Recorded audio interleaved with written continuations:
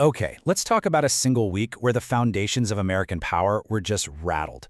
We're talking early 2026. In just 7 days, a whole series of chaotic, really consequential events went down, and we are going to break down exactly what happened step by step. But to really get what happened that week, we first have to rewind a little bit to the final days of 2025.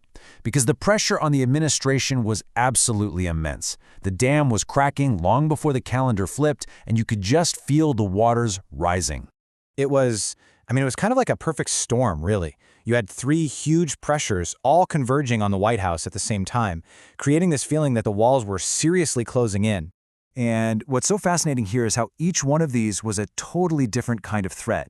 So on December 17th, you've got the legal threat, right? Former special counsel Jack Smith is under oath, laying out a potential criminal case. Then literally 2 days later, you see this open defiance of the law.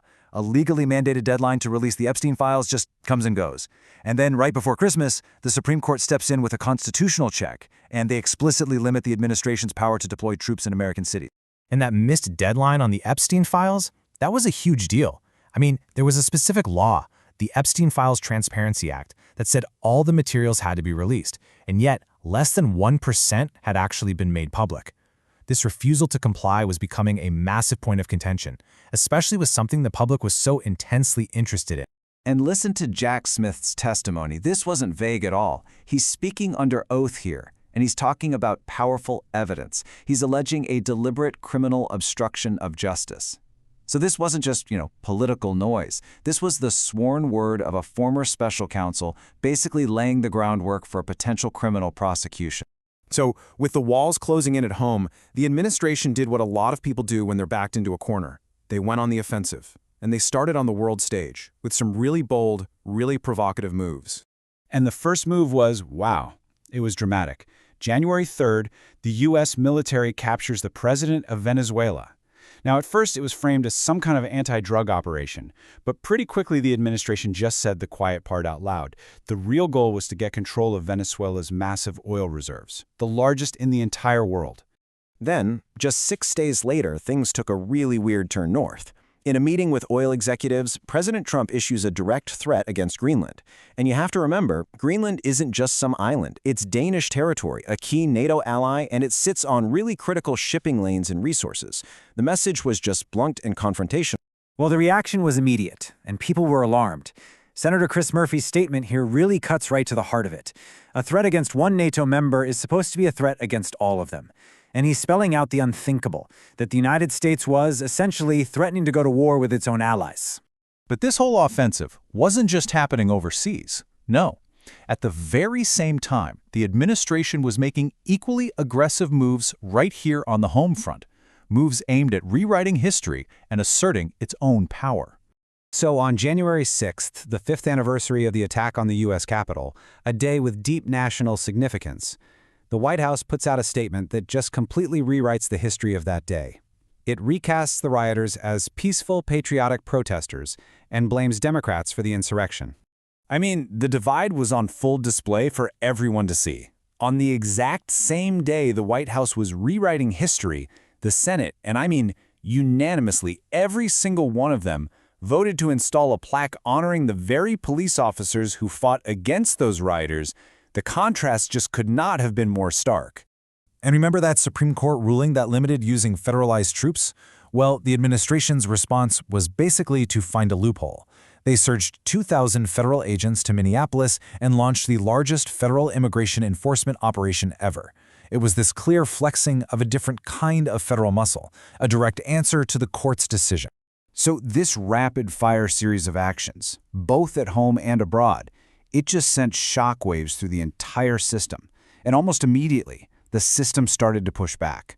Resistance started popping up from Congress, from our allies, and even from the administration's own corporate partners. Yeah, the pushback came from all sides. You had a bipartisan group in the House taking legal action over the Epstein files, the Senate moved to take back its authority on war powers when it came to Venezuela, and the House even passed a bill to protect the Affordable Care Act. It was just this broad, multifaceted legislative rebuke. The economic pushback was just as powerful. The administration's big plan for Venezuela hinged on U.S. oil companies coming in and rebuilding the country's crumbling infrastructure. But the companies, they took one look at the political chaos and the decayed equipment, and they said a firm no. The risk was just way too high.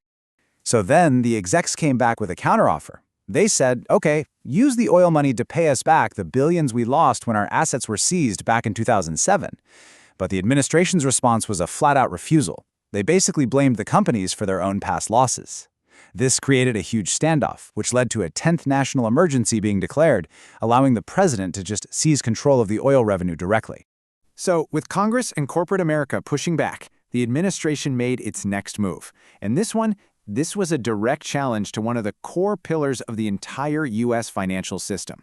On Friday, the Department of Justice served grand jury subpoenas on the Federal Reserve. This was completely unprecedented. It was effectively launching a federal criminal investigation into the leadership of the nation's independent central bank, a move that, as you can imagine, sent absolute shockwaves through the financial world. Fed Chair Jerome Powell immediately framed the issue for what he saw it as. He argued this wasn't about some building renovations, which was the official story. He said it was a raw power play. The whole principle of the Fed's independence, the idea that decisions about the economy should be free from politics, was now under direct assault. And the criticism wasn't just coming from Democrats. In a really remarkable statement, Republican Senator Tom Tillis just turned the whole accusation around. He argued that the White House was weaponizing the DOJ and that it was the Justice Department's own credibility that was now on the line. I mean, that's a huge sign of a growing bipartisan alarm. Conservative lawyer George Conway pointed out what he saw as the deep irony here.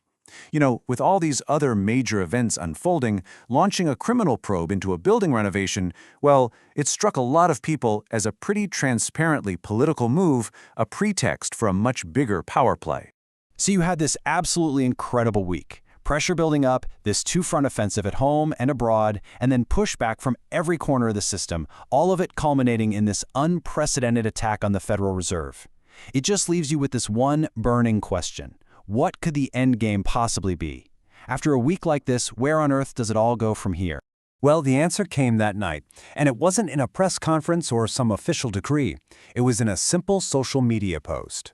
A portrait with a new title, leaving everyone to wonder what it meant and what in the world was going to happen on Monday.